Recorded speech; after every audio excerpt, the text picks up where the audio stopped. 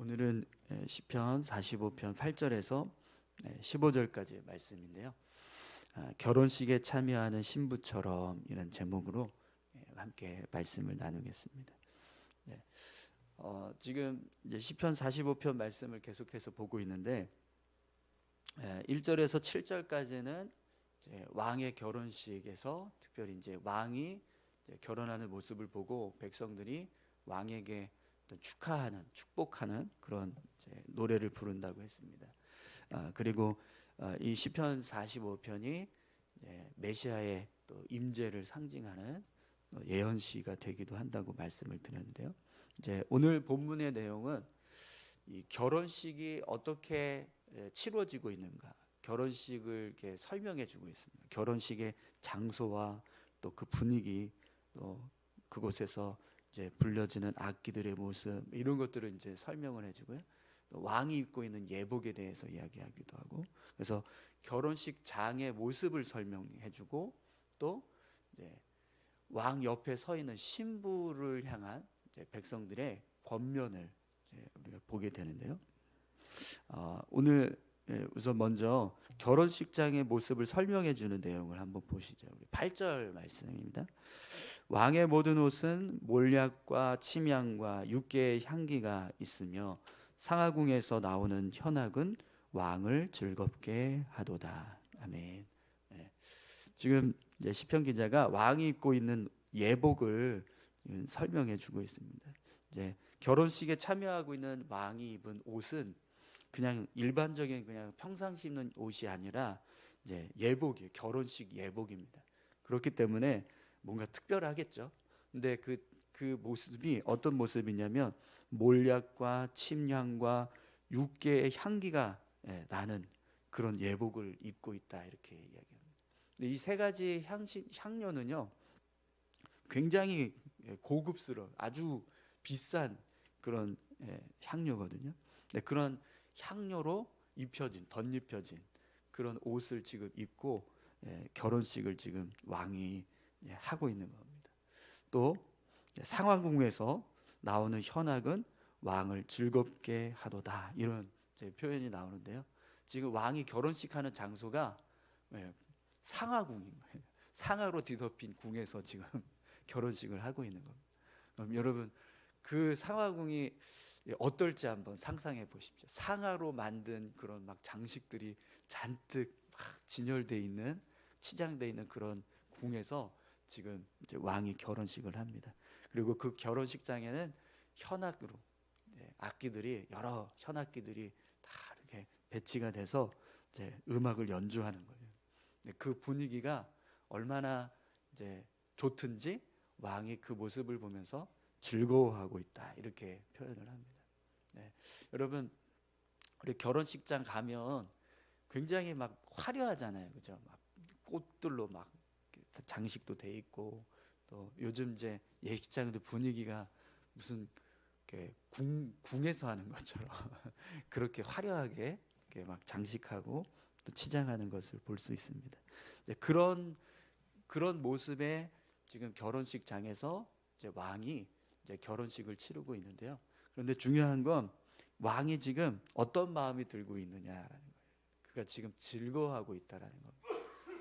그러니까 이 즐거워하고 있다라는 표현은 만족하고 있다라는 거거든요. 이 결혼식 예식에 대한 그 분위기나 또 갖춰져 있는 장식들이나 또 연주되고 있는 음악들이나 또 자신이 입고 있는 예복이나 이런 모든 것들이 다 만족하는 그런 분위기가 되고 있다는 거죠. 또 제일 중요한 건 앞에서 지금 1절에서 7절까지 말씀 봤지만 백성들이 이 결혼식을 정말 축하해주고 기뻐하고 축복하는 그런 분위기가 되고 있는 그런 결혼식장의 모습이 지금 되고 있는 겁니다. 여러분 이 모습은요, 우리가 왕이 지금 결혼식하는 모습을 설명해주고 있지만 이 시편 45편이 갖고 있는 메시지 중에 하나가 메시아의 임재를 찬송하는 시라고 그랬잖아요. 그러면 지금 이 장면은 왕의 결혼식을 설명해주는 내용이기는 하지만 또 뭘 상징하게 될까요? 주님 앞에 우리가 섰을 때 그 주님 앞에 서 있는 모습이 바로 이런 모습이 될 거라는 겁니다. 네. 근데 이보다도 더 화려하겠죠. 더 거룩하고 더 막 웅장하고 그런 모습으로 우리가 주님 앞에 서게 된다는 거죠. 여러분 뭐 이 땅에서 아무리 좋은 그런 뭐 왕궁 막 상하로 만든 그런 왕궁이 있다 할지라도 천국에서 우리가 주님 앞에 섰을 때 모습을 한번 상상해 보세요. 그 천국에 하나님이 거하는 보좌, 주님이 앉아 계시는 보좌 앞에 우리가 섰을 때 그때의 모습은 어떨까요? 그거보다 더 화려하고 더 웅장하고 더 거룩한 모습으로 보여지지 않겠습니까? 그리고 그 장소에서 우리가 주님을 맞이했을 때 그때 분위기는요. 오늘 이제 왕이 즐겁다라고 했는데 그거보다 더 기쁜, 더 즐거운 그런 모습이 될 겁니다. 오늘 저와 여러분들이 그렇게 주님 앞에 서는 그런 귀한 삶을 우리가 살아갈 수 있었으면 좋겠습니다. 우리 요한계시록에 보면 이제 하나님의 나라에 대해서 설명할 때 막 그 나라의 뭐 바닥이 막 금으로 돼 있고 뭐 돌은 막 온갖 무슨 고급 그런 이제 보석으로 만들어져 있다고 막 그렇게 설명을 하는데 그러니까 그만큼 이제 하나님의 나라가 얼마나 좋은가 그걸 이제 설명해 주는 거거든요.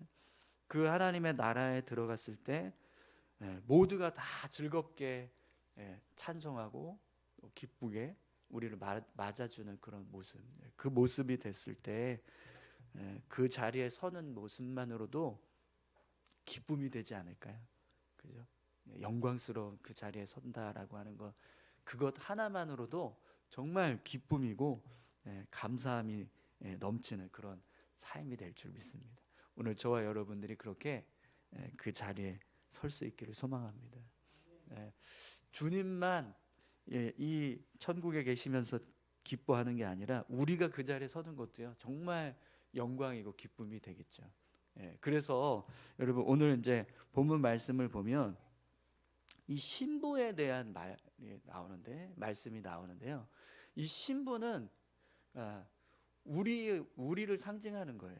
그러니까 결혼식에 참여하고 있는 왕 옆에 선 신부, 그 신부는 신랑 대신 주님과 만나는 우리의 모습과 똑같은 겁니다. 그죠? 그러면 이제 시편 기자가 신부를 향해서 뭐라고 또 이제 이야기하는가 그 모습을 한번 보시죠. 9절에서 먼저 11절까지 말씀입니다. 왕이 가까이 하는 여인들 중에는 왕들의 딸이 있으며 왕후는 오빌의 금으로 꾸미고 왕의 오른쪽에 서도다. 딸이여 듣고 보고 귀를 기울일지어다. 내 백성과 내 아버지의 집을 잊어버릴지어다. 그리하면 왕이 내 아름다움을 사모할지라. 그는 내 주인이시니 너는 그를 경배할지어다. 아멘. 네.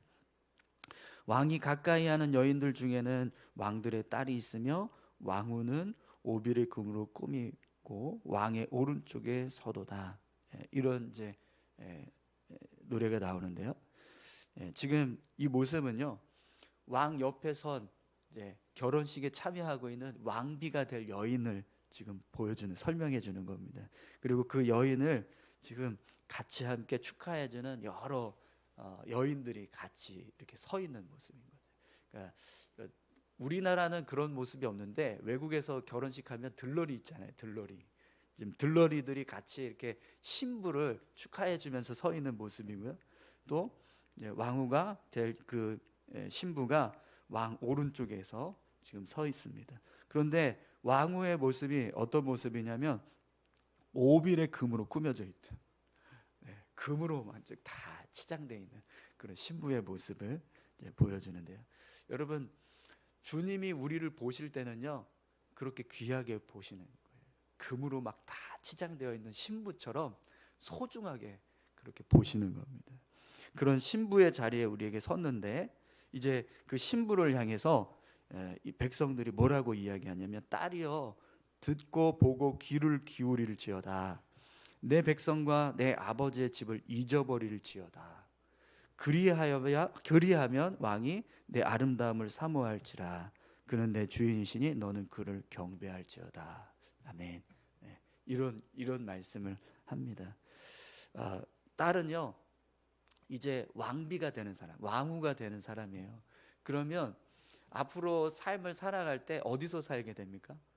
왕궁에서 살겠죠. 그러면 그 삶을 살아갈 때 어떤 삶을 살아야 되냐면 자신이 평민으로 살 때의 삶은 이제 다 잊어야 돼. 그죠? 네, 물론 이제 내 과거를 다 청산한다 뭐 이런 게 아니라 그때 살아가던 생활 방식, 그때 살았던 삶의 환경 이런 걸 다 이제 잊어버리고 새로운 왕궁에서 삶을 살아가는 왕으로서의 삶을 살아야 되는 거예요.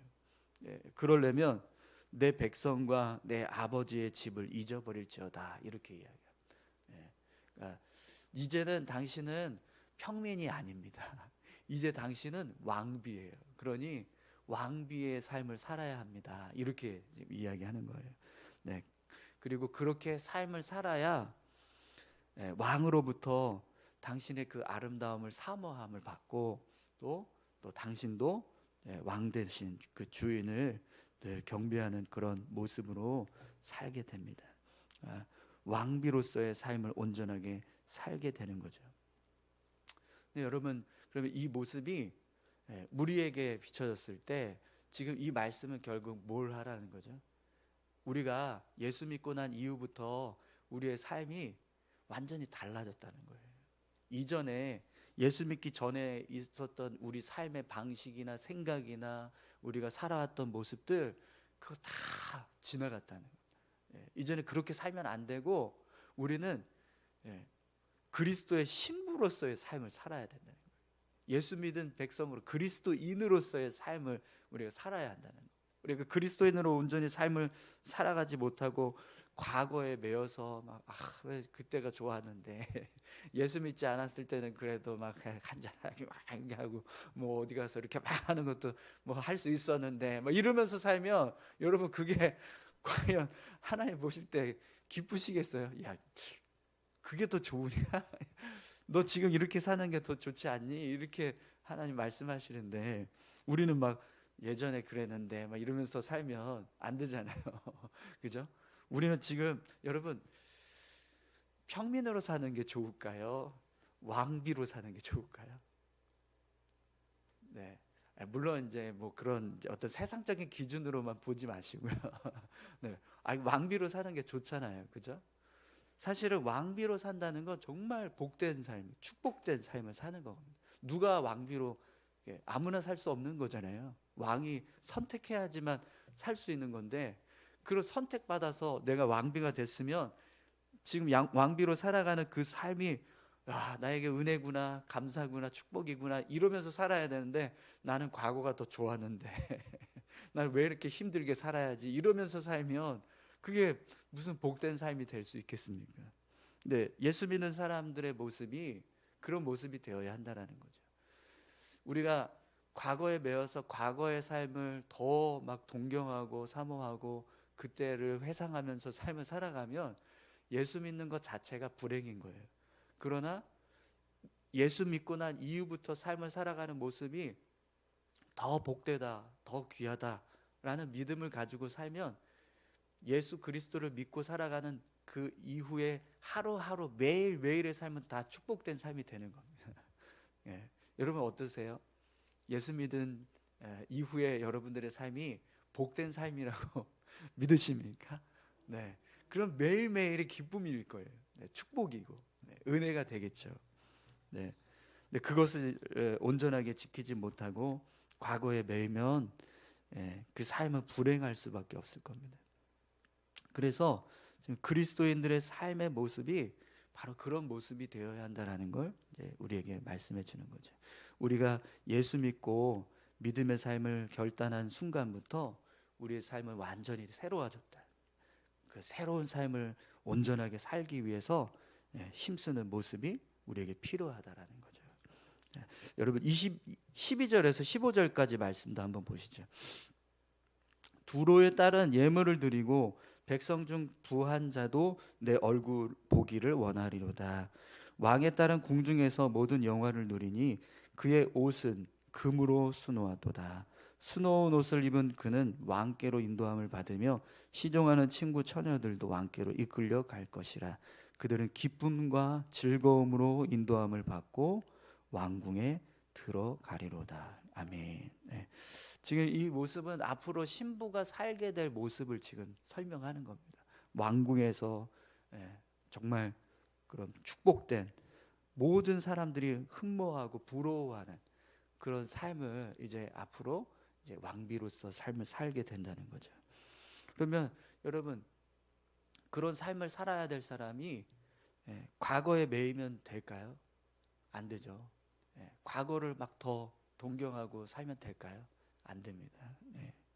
아무리 정말 지금 내가 과거에 뭐 이렇게 잘 살았다라고 해도 왕비로서 살아가는 것은 비교가 안 되는 겁니다. 근데 그거를 이렇게 잊지 못하고 과거에 매여서 살면 지금 왕궁에서 사는 그 삶은요, 절대로 복된 삶이라고 생각할 수 없는 겁니다. 그러나 지금 내가 왕궁에서 살고 있는 이 삶이 이전의 삶보다 훨씬 좋은 삶이고 이 삶이 더 복되다라고 생각하면 그냥 그 왕궁에서 사는 날 자체가 정말 기쁨이고 즐거움이 될 수 있을 겁니다.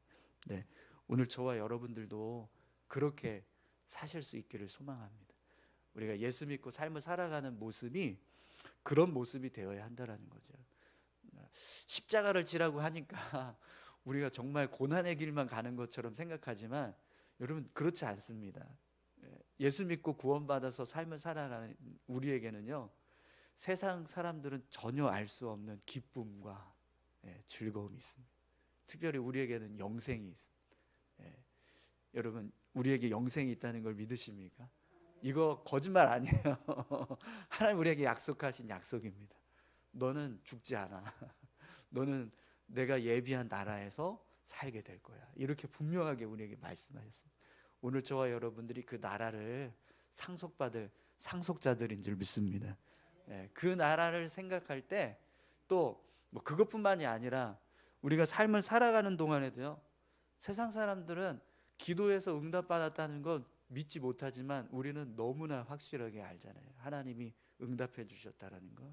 누가 하나님께 기도해서 응답받는 삶을 살 수 있겠습니까? 우리만 할 수 있는 일이잖아요. 얼마나 기쁩니까? 오늘 저와 여러분들이 결혼식에 참여하고 있는 왕비처럼 주님 앞에서 우리가 주님과 함께 삶을 살아가는 것 기쁨이 되고 또 감사가 되고 축복이 되는 삶이구나, 이렇게 생각하고 또 믿음으로 삶을 살아갈 수 있기를 소망합니다. 우리 같이 함께 기도하실까요? 오늘 시편 기자가 신부에게 내 백성과 내 아버지의 집을 잊어라, 이렇게 이야기합니다. 오늘 우리에게도 그 믿음의 모습이 필요합니다. 과거 내가 살았던, 세상에 속했던, 죄에 속했던, 죄의 종노릇하며 살았던 그 모습을 더 좋아할 건가, 아니면 이제 주님과 함께 살았던 그 삶을 더 소중하게 생각하고 그 삶을 더 기뻐할 건가, 그거 선택하라는 거거든요. 오늘 우리가 어떻게 살아야 되는가, 여러분 함께 생각하면서 함께 기도하길 원합니다. 주님과 함께 살아가는 삶, 그것이 더 복된 삶이고 더 즐거운 삶, 감사해야 될 삶인 줄 믿습니다. 그런 삶을 온전히 살아갈 수 있도록 인도해 주십시오. 우리 이렇게 같이 함께 기도하길 원합니다. 함께 기도하시겠습니다. 하나님 아버지, 감사합니다. 오늘 시편의 말씀을 통해서 결혼식에 참여하는 신부의